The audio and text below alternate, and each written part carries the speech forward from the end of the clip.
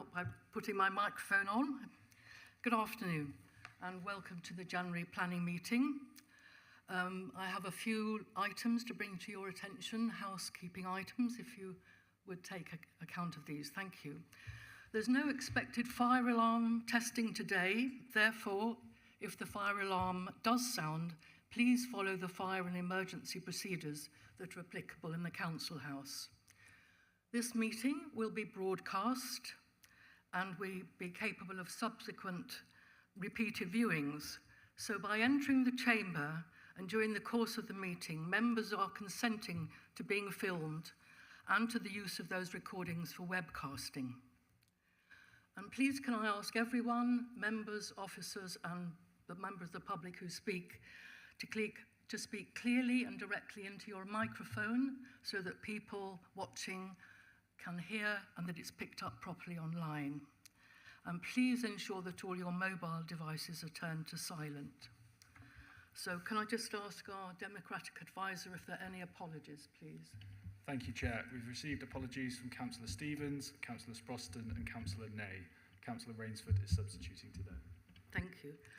Well, as Councillor Stevens is unable to attend today, I'm stepping in as Vice Chair. We wish him well and we're going to miss him, but I'll do my best. And I'd like to propose that for today only, if I suggest Councillor Allen, I propose her as Vice Chair for this occasion. Do I have a seconder and votes? Thank you very much. Sarah, do you want to just come up and sit in the Vice Chair's seat? Thank you. So we move on to declarations of interest. Does any of the members... Thank you, Councillor Rainsford. I think I need to declare an interest in the application for the Vine as a predetermined view. I think, therefore, I need to recuse myself. Thank you. So if you be part of the meeting until we come to that item. Thank you very much. We go on to item 3, which is the minutes of the last meeting. I think everybody has had an opportunity to read the meetings of the 12th of December 2024. I propose that they are agreed. Can I have a seconder, please? Small correction, please. Yes, of course. It's just a typo, that's all, on item number 52, declarations of interest. Objector, no to councillor, who's known to councillor. Okay, right. Sorry, thank you. Sorry to be picky. No, thanks, Anne. I'm sorry, any other items for correction or additions, edits? Thank you. So could someone second that we carry the minutes? Thank you, Councillor Rainsford. Thank you. So I'll sign those in a moment. Right. Number 4, Chair's urgent business. I have no items of Chair's urgent business today. Item 5, questions from the public. We have no additional questions from the public this afternoon. So there is one application for consideration this afternoon. So we'll move on to that. Item 6.1, the Vine Hotel. So can I hand over to Planning Officer Emily Goodwin, who will go through the presentation, please. Thank you. Before I begin my presentation, I want to make members aware of an error on paragraph 28 of the officer's report. Paragraph 28 states that the site itself is identified within the views outlined in the camp. This should instead read as the site itself is not identified within the views outlined in the camp. This application is being considered by the Planning Committee as a result of councillor referral by Councillor Allison. This item relates to the Vine Hotel Public House. The site is located within the St Peter and the Waterfront ward of the city and the Stonehouse Peninsula Conservation Area. The location of the application site can be seen on the screen at the moment. This application is for various external works to the property. These are proposed to be a first floor rear extension, roof alterations including an increase in the ridge height and hip to gable alterations, which will provide a second floor extension to the residential accommodation. The works also comprise of the installation of 2 dormers to the west elevation, recessed balconies, window and door alterations, and associated external works. Here you can see the north elevation of the Vine from Admiral's Hard. And then this is the view from the southwest corner of the site along Strand Street. Here is the view of Admiral's Hard when looking to the west. So you can see the Vine on the south side of the street, the properties along Admiral's Hard on the north, and then the slipway for the Kreml Ferry further to the west.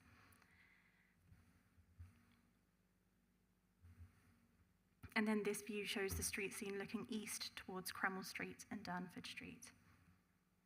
The application site is a public house on the ground floor with ancillary managers accommodation located at first floor level, organised currently as a 4-bedroom flat. There have been some amendments secured to the proposal during the course of the application, which are detailed in the officer's report. These plans and elevations are the final iteration upon which an assessment of the application has been undertaken.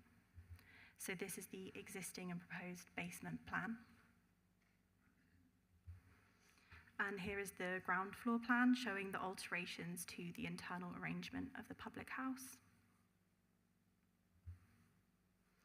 The first floor plan shows the current manager's accommodation. The accommodation will now be split over 2 levels with a reduction in the number of bedrooms from 4 to 3. And here is the existing roof plan and the proposed second-storey plan, which is where the extension will be located. And then here is the proposed roof plan.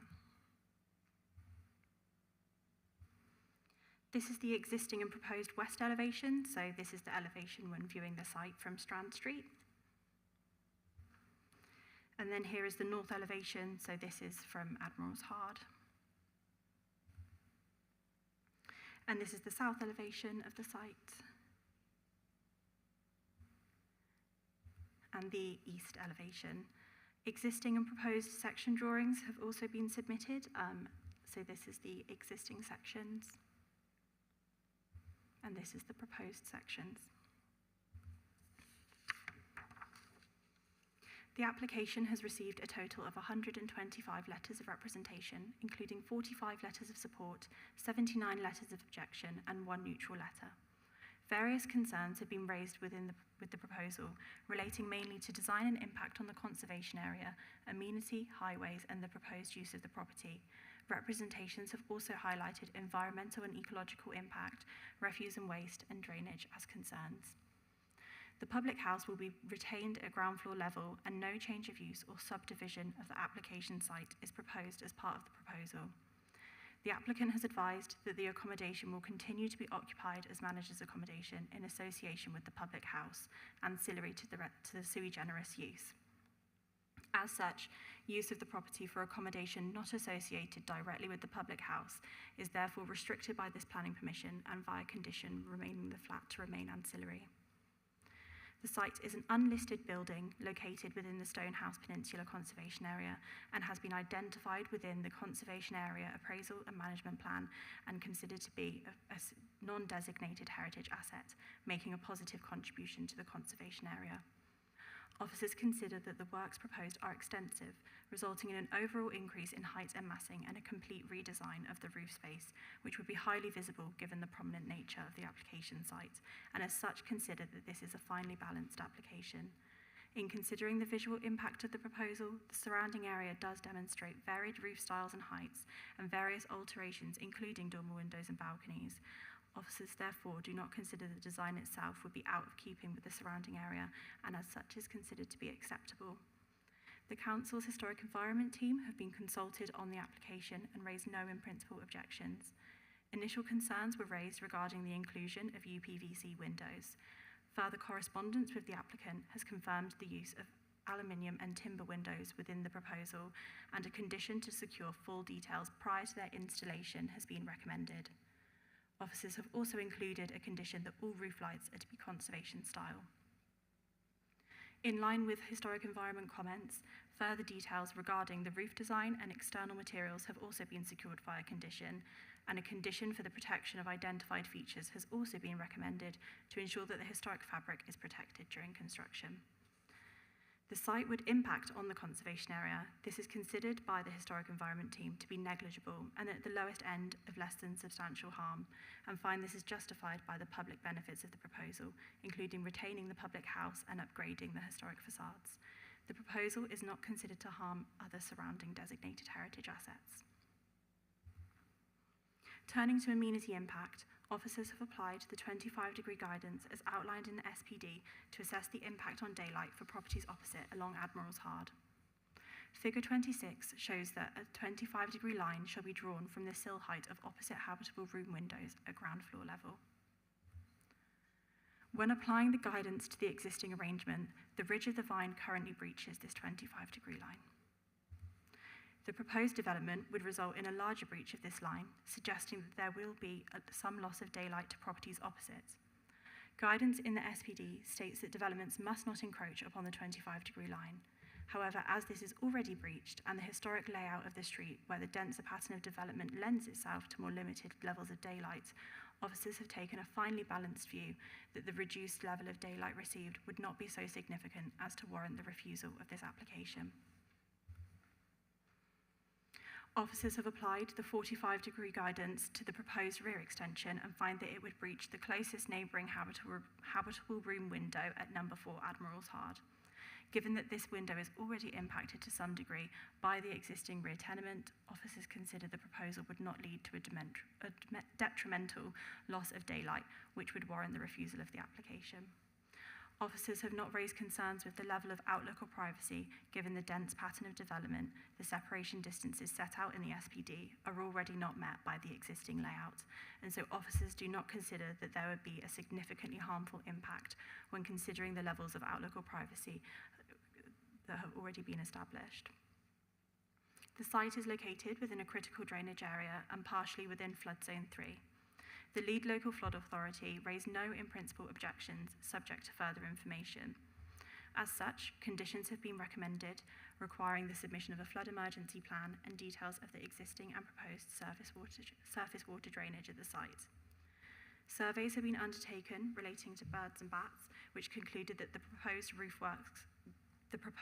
works can proceed under a mitigation method statement, which has been conditioned. Ecological mitigation comprising of the installation of a bird box is also secured via condition. The natural infrastructure team therefore raised no in-principle objections subject to recommended conditions. In order to ensure that the development does not harm amenity, the environment, wildlife, or cause undue problems to the water environment during construction, officers have recommended a condition for the submission of a construction environmental management plan. Both the Council's Public Protection Service and Local Highway Authority have raised no in-principle concerns with the proposal, noting that the impacts relating to noise and the highway are already established by the existing use of the site. Officers have recommended that the hours of opening for the public house are conditioned. Officers have assessed the application against the relevant planning policy and guidance and have concluded that when weighing up the proposal, particularly in relation to amenity, the impact on the historic environment and visual impact, the proposal is finely balanced, but the planning decision is tipped in the officer's view in favour of conditional approval. Please note that I also have Alex Copsey here today, who is the Historic Environment Officer, who will be able to answer any questions that you may have relating to the historic environment. Thank you. Thank you so much. We now have 3 speakers about this item. Could I call on Councillor Lewis Allison, one of the councillors for the ward, who has referred this item? Thank you very much. You have 5 minutes. Do you need a prompt 1 minute from the end, or you No, just... it'll be fine. I just wanted to give some brief context, really, as to the reason why I called this in. So while this was open to consultation, I received quite a large number of comments and copies of people's comments for this proposal. I was asked directly by some residents to call this in, as they had some, what I felt to be quite genuine concerns about its impact on properties nearby. And so I thought, on balance, it was best for this to come to a proper committee meeting where it could be discussed in open and we could have a good conversation about the specifics of the case. I'd also like to say, on balance, I do recognise that having to go to full committee can be quite an inconvenience. I also recognise that it's really important that people and businesses are investing in Stonehouse. So that's the context for me. Thank you.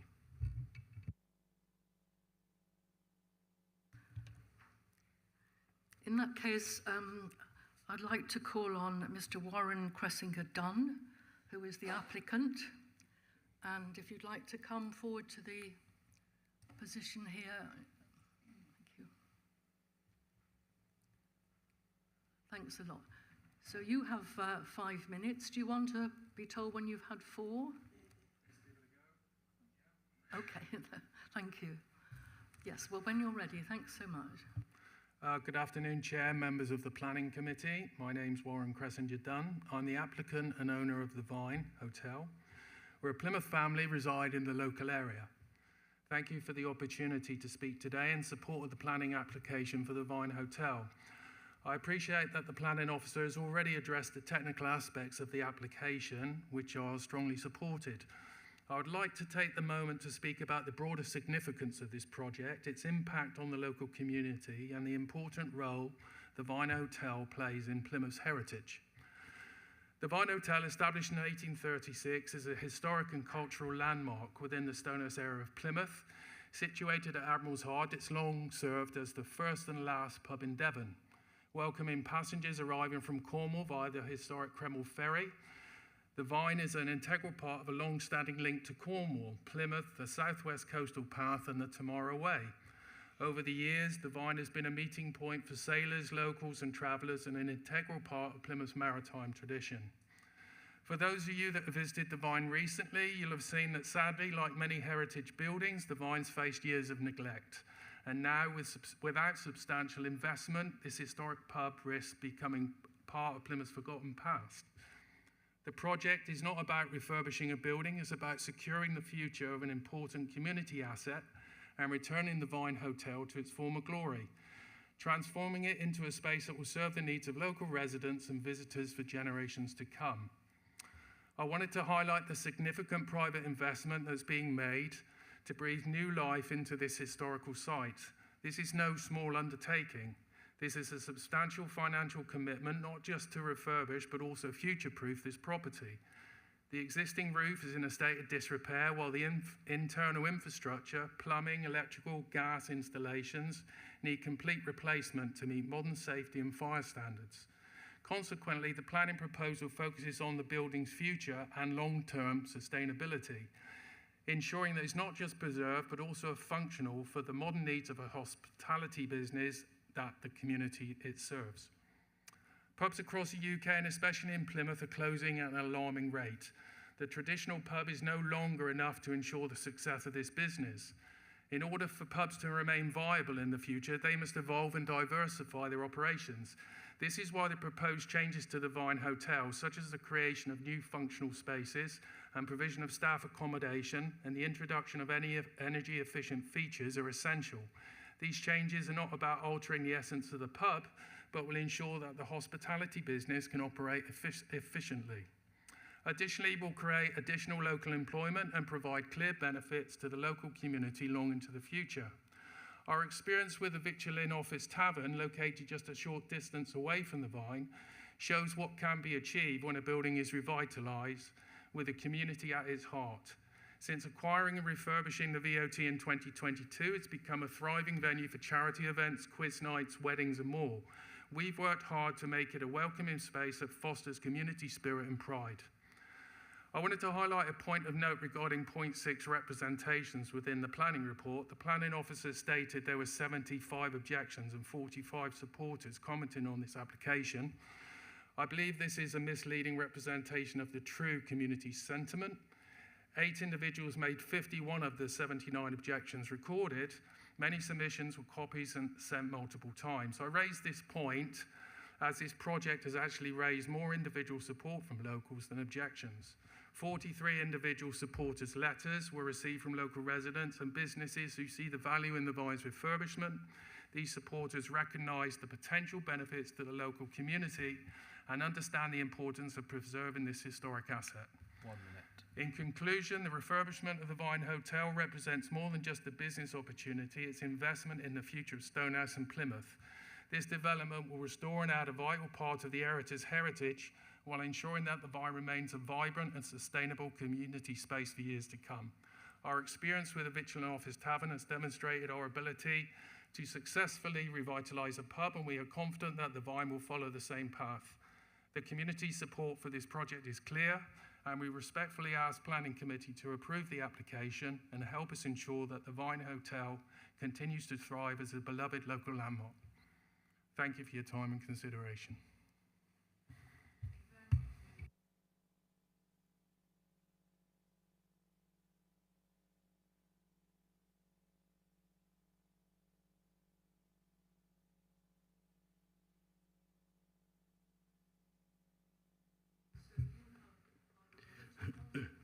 Yes, please, yes. Thank you.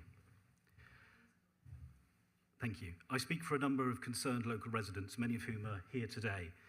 Whilst we welcome the proposed investment in and reopening of the Vine Public House, we strongly object to the development in its current form.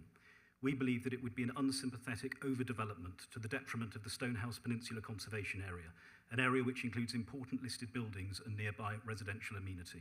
We have 3 key points. 1, the application is contrary to advice given in the Peninsula's Conservation Area Appraisal and Management Plan, the CAMP. 2, it doesn't meet basic validation requirements. And 3, it's contrary to several sections of the JLP Supplementary Planning document, taking each point in turn. 1, heritage. The CAMP states that the Vine Public House makes a positive contribution to the Stonehouse Peninsula Conservation Area. The proposed development would change this heritage asset beyond recognition, and as a result would have a seriously adverse impact on its important historic setting.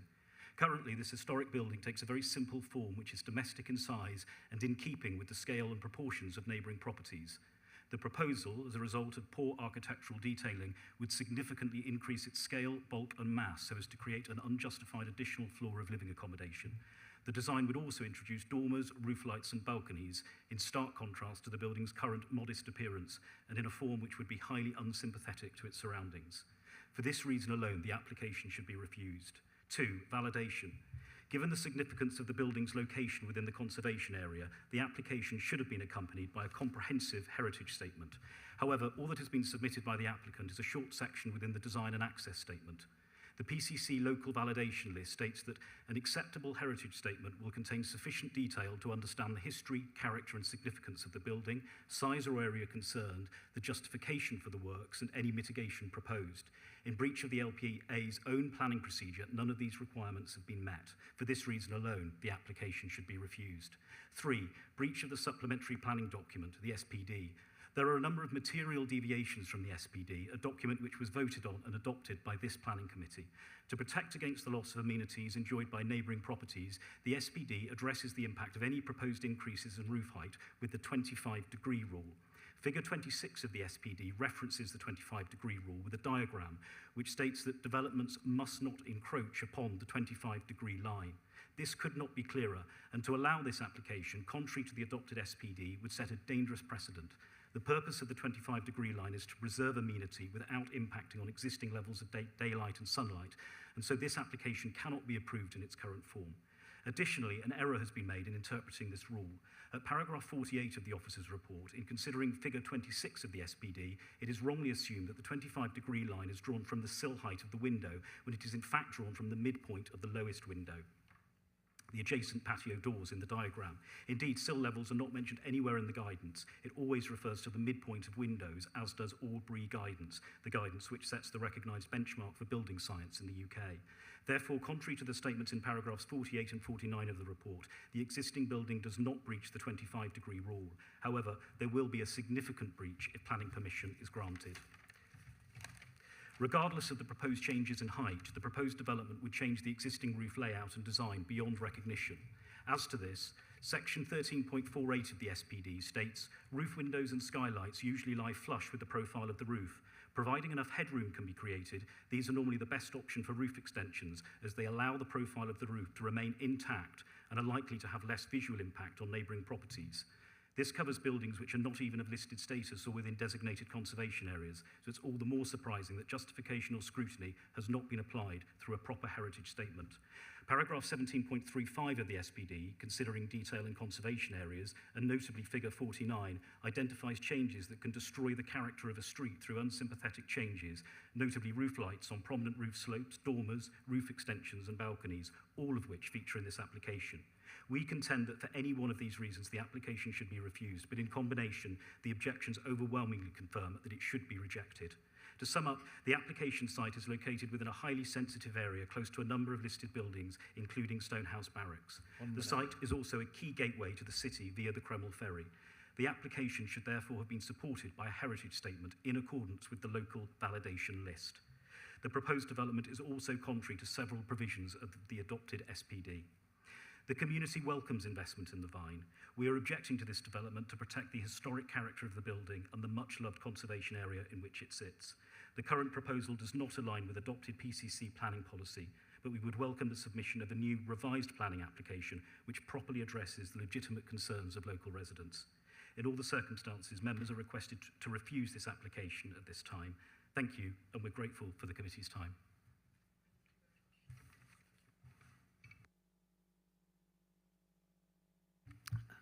Thank you. So we've had the three speakers, and I'd like to ask members if they'd like to have their comments, and of course we have the officers if you need to ask them further questions.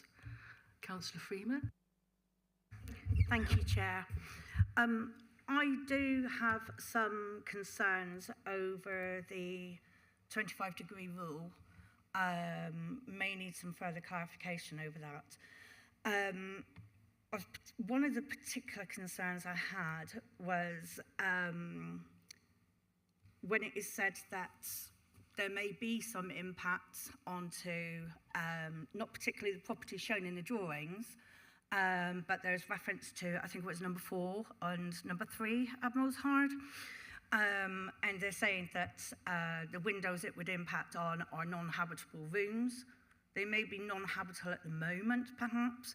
That doesn't mean they're going to be non-habitable in the future. So I don't think mentioning about whether a room is habitable or non-habitable there shouldn't actually be any reference there. There's going to be an impact. With regard to the actual drawings that are on here, for number 8, Admiral's Hard, the 25-degree rule as proposed is going to have a significant impact onto number 8. And just because the area may have uneven roofs, different heights and so on, doesn't set a precedent. It doesn't mean that it's okay to have one up here, one down there. We know there's going to be an impact, and if that is actually a breach, if that's the word to use, then we need to deal with that, and perhaps actually there needs to be another application coming in with amendments to the proposed roofing. Thank you. Thank you very much. Shall we ask the planning officer, do you have any particular, you could help on these issues, on the uniformity issues? Yes, so if I start with talking about the property number 4, Admiral's Hard, so if you look on the screen at the moment, that's the blue property, I suppose to the right of the application site. So yes, some of the windows were identified as non-habitable, so that's when it serves a non-habitable room, so that would be, like, for example, a bathroom or something like that. As standard, the local planning authority wouldn't necessarily consider the impact and daylight on non-habitable room windows. Our concern lies with habitable room windows, so that would be, for example, bedrooms, living spaces, and things like that. If I move on to the 25-degree guidance, so yeah, the figure 26 of the SPD shows the 25-degree line and states that development must not encroach on that line. If I just flick to the proposed, it is clear that there is a breach of the 25-degree line as part of the proposed development. Upon consideration of this, it's been considered that by virtue of the dense street layout and the fact that the level of daylight already experienced by these properties is likely to be limited, that in my opinion it would not be of demonstrable harm that would warrant the refusal of this application.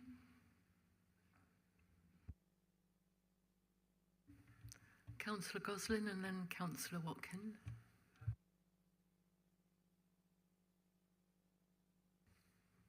A question about the historic character of Admiral's Hard, and especially about the I suppose the relevance of the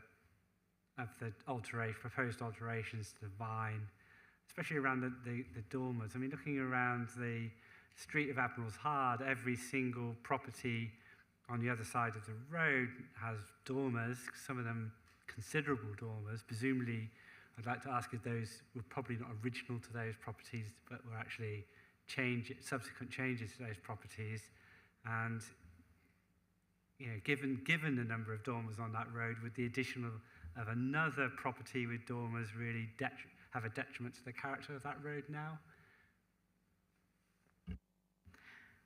My understanding is that the properties on the north side of Admiral's Hard, those dormer windows are original. I don't know, Alex, if you wanted to kind of come in on that as well, please. Yes, they are original to the design. It's one that I got wrong originally in my comments, but was corrected in a later comment. It's a planned terrace. Those roof spaces are always designed to have high volume dormer windows in an alternating volume. So gable dormer, smaller recessed dormer, gable dormer. So they are original to that terrace. Chair, just to follow on. So would it be reasonable to say that the use of dormers on this street, given that those dormers were original features of that architectural design of the buildings on that street, would not be inconsistent with the local area?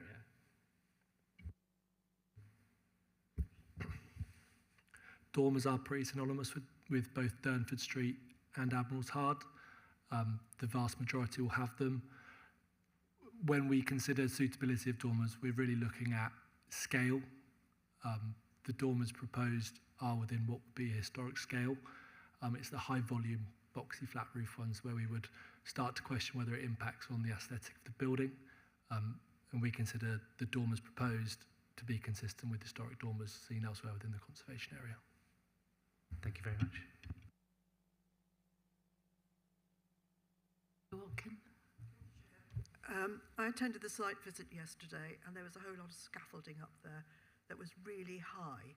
And looking at the pictures that I see in front of me, it seems an awful lot lower than what the scaffolding is.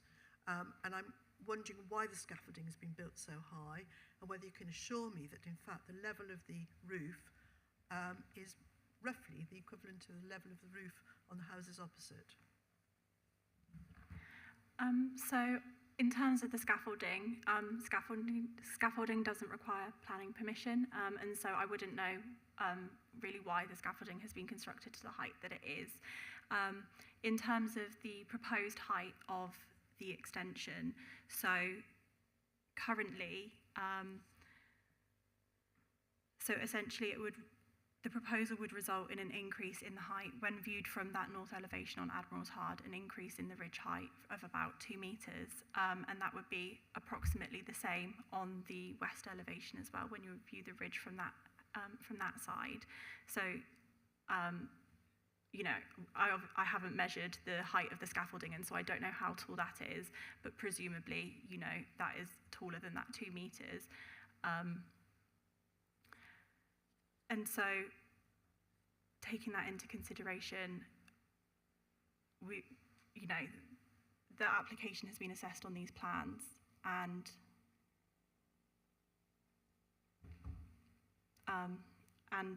they would have to comply with those plans. If they didn't comply with the plans, then, you know, that would be subject to enforcement action if they did build it higher than the increase in ridge height that they've proposed here. Thank you.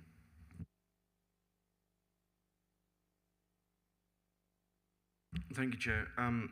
Just picking up on some points that were brought up by both speakers, for and against, or rather the applicant and those against. Can I deal with, if I may, Chair, with your indulgence, just a couple of questions? it was mentioned that in terms of the representations against the development, Mr. Rose, I think, said that there were, or sorry, maybe the applicant, 8 persons had submitted some 50 letters of objections, rather than it being 50 letters of objections. Can you just clarify in terms of the number of representations for and against, and if it was from a number of individuals as perhaps represented by the applicant? Yes, so the number of representations that was highlighted in the officer report is essentially the number of letters we received. It isn't the number of contributors. So some members of the public have submitted multiple letters of representation. The way that it's quantified within the officer report is the number of separate public comments that have been received either for or against. So someone is welcome to submit more than one public comment, and then that would count as 2 public comments. I don't have the exact number of contributors in total, just the number of those who wrote in a letter, you know, in support or in objection. Thank you.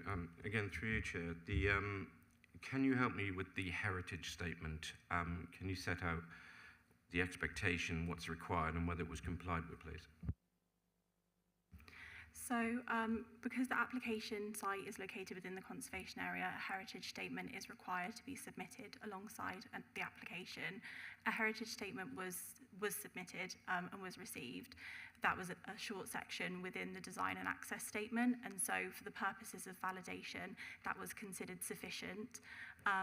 During the course of the application, obviously, the Historic Environment Officer was provided his comments on the application and hadn't requested any further information that would enable him to undertake his assessment. Alex, I don't know if there was anything further that you wanted to add on that. Yeah, so the wording requires us to receive what's considered a proportionate heritage assessment, and it needs to be the minimum information required to assess the significance of the building and the harm as a result of the development. As an unlisted building that's a positive contributor to conservation area, where that threshold of proportionate is considered depends on the damage and harm to the building. Essentially, the facades are going to be left unaltered and improved through the development with the higher volume roof. The heritage statement submitted does confirm it's an NDHA, so non-designated heritage asset, identifies the conservation area, and it identifies what it considers to be the public benefit of enabling the development. That is generally considered enough for then us to make an assessment of the harm from that heritage statement. So we consider it to be acceptable and generally comparable to what we would receive for other buildings in this sort of area, other conservation areas. Thank you, Chair. I have one more, but I'm happy to give the floor to somebody else and come back later. Thank you. Thank you, Chair. I've got a pretty random question because I like to think outside the box a little bit. And I want to say thank you to both the speakers, all 3 speakers that actually came along today, because I know it takes a lot of courage to actually come in front of the council and make those sort of speeches. The first thing I did want to say is I completely agreed with Mr. Cressender-Dunn about public houses. We need to absolutely protect them. They are dying out all over the country, and you know, sometimes you do need to diversify to stay open. And I appreciate, obviously this is a listed area, it's a heritage site, etc., etc. I just wanted to ask, if Mr. Is it Cressington-Dunn? Cressington. I'll just say Warren because I wrote your name down. The applicant. So if the applicant just wanted to do a basic loft conversion, would that need planning permission in this area, please? Yes, it would do. So because the site is within the conservation area, they wouldn't have any permitted development rights to do a dormer extension, for example. Thank you. It's just because I know there's certain things allowed under permitted development, but I wasn't sure if the listed area status actually had an impact. So that was the question I wanted to ask. So that's all I wanted to ask. Thank you, Chair. Do you want to take any points further, Councillor Darcy, or are you all right? Yes, I have one further question, but I'm quite happy to yield. Anybody waiting? No? No, please. Just don't want to hold the mic. Thank you. Thank you, Jeremy. Can I just turn to my final point? It's the 25-degree rule. What seems to be advanced is that the planning authority take the view that, well, it's breached, so it's going to be breached a little bit more, rather than ameliorate. It's accepting that it's going to breach. If you can just help me understand that approach a little better, I'd be grateful, because we're at risk of setting quite a dangerous precedent if that's the view or the policy decision that we're making. So if you can help me understand that, that may be very helpful. And again, with your indulgence, I may just have a supplementary on that point, Chair. Thank you. Thank you. Yes, if I just go back to the slide again so I can show. So yes, essentially the assessment that we've undertaken, so the 25-degree rule is guidance within the supplementary planning document, and upon assessment of the scheme, it is acknowledged that there is highly likely to be an increased impact on daylight to the properties opposite. However, taking into consideration the existing relationship between other properties, it's considered that that level of harm compared to the existing situation would not be so significant or so detrimental that it would warrant the refusal of the application. As I say, this is finely balanced, and I think that is demonstrated in the plans that there would be a significant breach, but that's the conclusion that we've come to, taking the 25-degree guidance into consideration. Thank you. So we do acknowledge, I appreciate each application on its own merits, but it's a significant breach. Yeah, so it will be breached more than it was previously.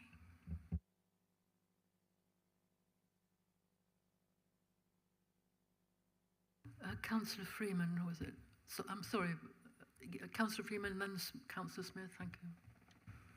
Thank you, Chair. I'd like to stay with the 25-degree rule, if you don't mind, thank you. Just because something is already breached, it doesn't mean it's okay to breach it further. As Councillor Darcy pointed out, we will be setting a precedent to other applications. Do you, as a plan officer or on the legal side, with the comments that we receive in on an application, do we look at the content of those comments and check anything that's in them? So am I allowed to refer to one of the comments that's being made on the application? Yeah, right. Sorry, I wasn't sure of the protocol on that, right.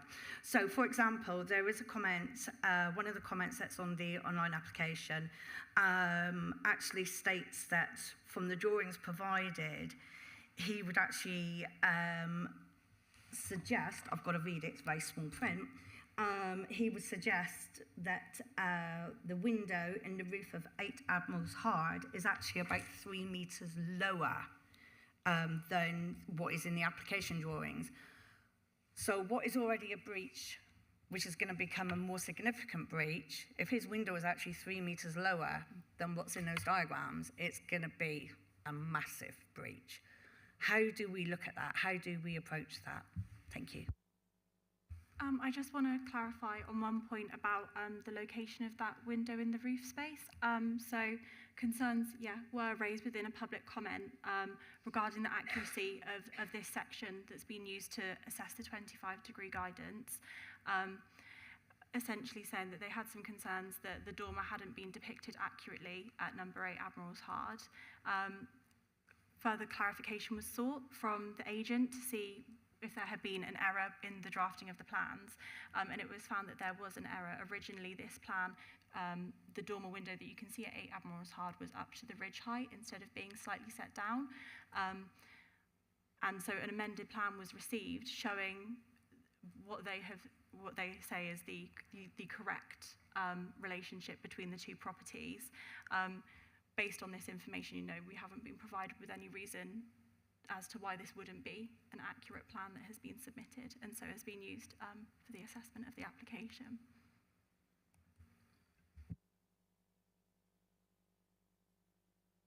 Thank you, Chair. I'm sticking on the 25-degree rule, I'm afraid. People are saying that maybe we're setting a precedent for saying because it already breaches slightly, that means it can breach as much as we like.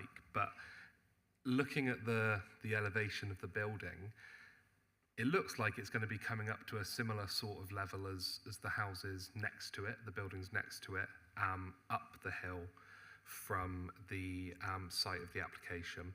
So is it not the case that because of those buildings up from this one being of a similar height, the 25-degree rule is already significantly breached on the street? So although fine, this does breach it further than what this building is already at, it does kind of take it into line with other buildings on the street, and actually this is a street that historically has never met this 25-degree rule, and actually we're not making a significant difference here if this application were to be approved.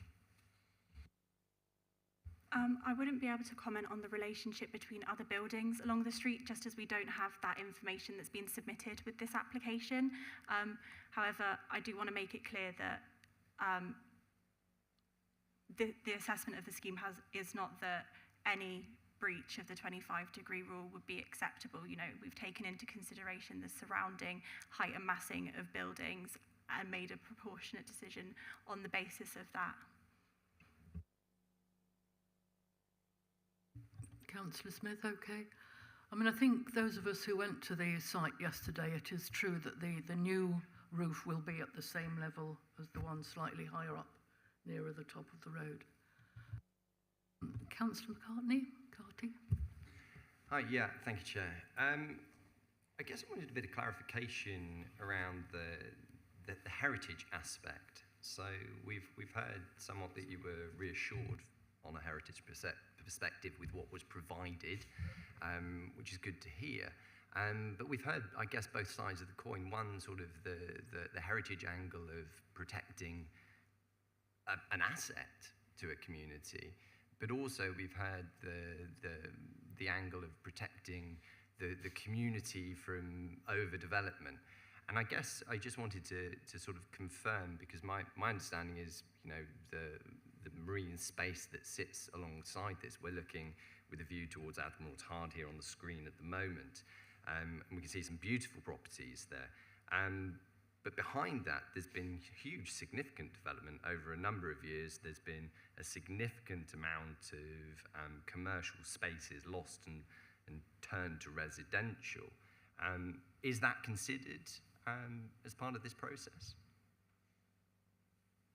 Sorry, can you just clarify what you mean about which bit is being considered as part of this process? So all the development that's happened to the other side of the property. So we've obviously got Admiral's Hard, and we've got older properties there, that some of which I presume sit in context with the Vine Hotel. But we have flats that have been developed on the quay side in, you know, more recent times.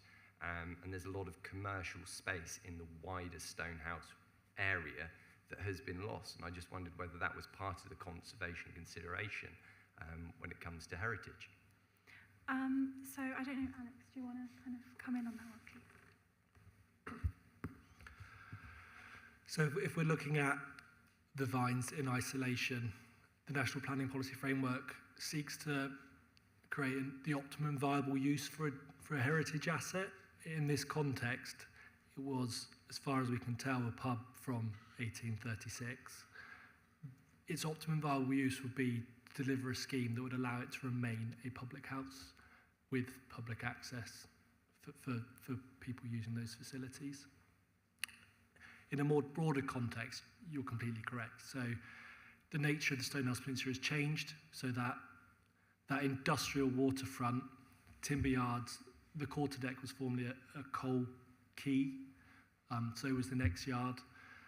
That has significantly changed probably since the mid-1960s onwards, where those smaller quays became disused, and then there's been sort of an organic residential growth within either those existing buildings. So the quarter deck incorporates elements of the older coal stores and bunkers, and that's why potentially it's got such a high mass. I'm not sure on that, I'll have to read back through. So the developments in this area quite a bit more varied than you'd say along Durnford Street, where there's that significant Georgian frontage associated with the RM Barracks. So the nature of the conservation area changes dramatically as you get down to that lower waterfront area where there is the industrial sort of past still shown in the residential development. Does that answer your question? No, that does. I think that's really helpful. So I think, you know, that confirms really the key aspect is to maintain this property as a public house. And it also gives context then to the wider gentrification of that space, which then I guess can give us as a committee balance to, you know, potential sort of, I guess, the NIMBY aspect of this type of application. Thank you.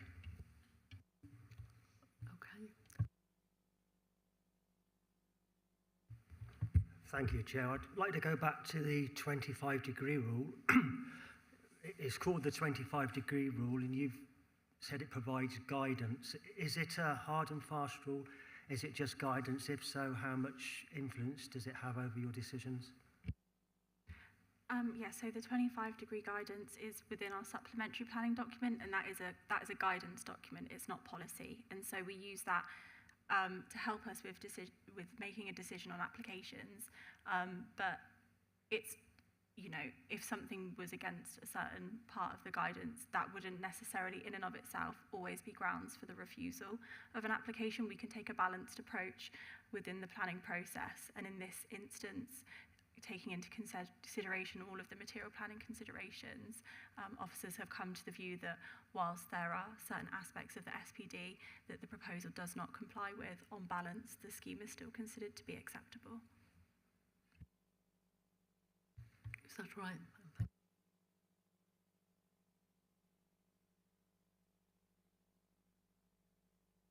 I just want to confer one moment and then we'll come back.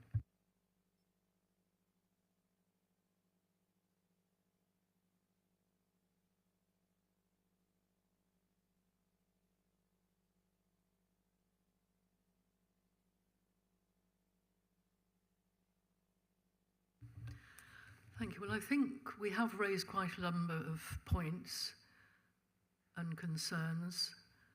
And so what we need to do now is go to a vote on this.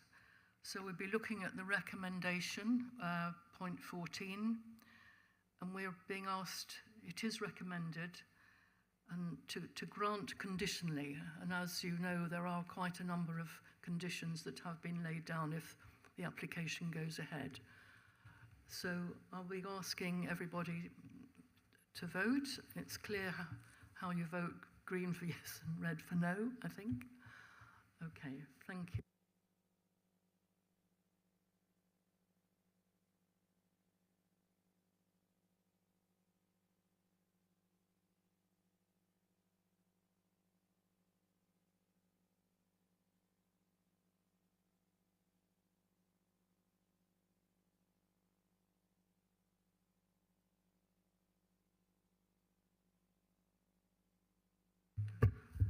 My flight deck's not working, so Dem Support have advised me I need to speak my vote, which is in favour. In favour.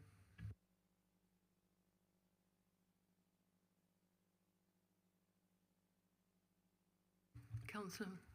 Sorry, Chair. My vote was recorded against Councillor Rainsford's name because we changed seats earlier. If you could change that. Sorry, is that right? Yeah. Okay. Right, well, there we have it. We have had our discussion, and I confirm that we have voted for the application. Thank you.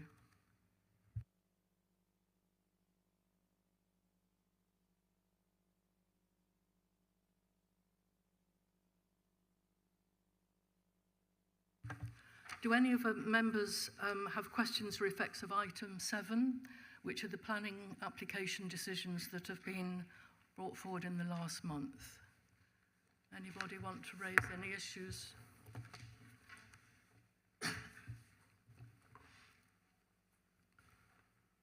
Thank you.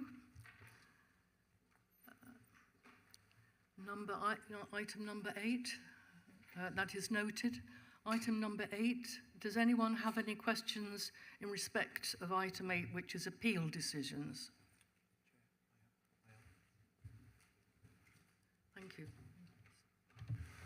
Yeah, Planning Committee will be aware the appeal decision on Petersfield Close. It was an application that came before committee some time ago. It's been before committee for various reasons. This was for a four dwellings. We've had that appeal decision. The appeal has been allowed, and so the development has consent. But it's a really interesting one. If members might recall that it has an extant planning permission from like the 1960s. It was built out in part, then development was stopped. Obviously, the land then became kind of vegetated, it grew up to a woodland, and we had a significant debate in the chamber about whether that permission could be relied on as a fallback or not, or whether actually, biodiversity is established and actually that couldn't be delivered. So members refused it on 3 grounds. Interestingly, the inspector agreed with members' refusal reasons in terms of the impact on the character and appearance and the impact on biodiversity, and found it in whole to be contrary to the development plan. However, they gave significant weight to the extant planning consent, and that kind of tipped the balance in favour of it being approved. So I think, just given that it's been a long history, we may well see other applications come forward on Petersfield Close at some point. But yeah, it's an interesting one to read. Just for members' benefit, the applicant also went for costs against the council. The inspector's decision on costs kind of accepted that the planning committee was well within its rights to question the weight to be attributed to the extant consent, and obviously supported committee in its deliberations. So I thought I'd just bring that one to your attention because it's quite a significant appeal decision. Councillor Darcy. Thank you, Chair. Thank you so much for that update, Stuart. I recall certainly most of us were here for quite a long debate in respect of that particular development or application, and it's reassuring to know that costs aside, and the inspector didn't think we had acted unreasonably in our refusal, but it's also comforting to know that the inspector agreed with the rationale of the planning committee, but we were kind of hostage to, which we all knew at the time of the extant planning. So, but thank you, that's really helpful. Yeah, I agree. Anyone else a question for Stuart?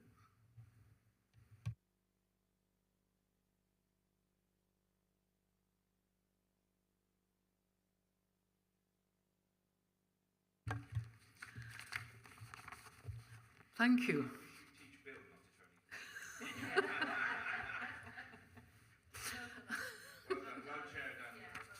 Thank you very much, everyone. Well, we wish Bill all the best, don't we? Anyway, thank you so much. I will bring the meeting to an end. Thank you.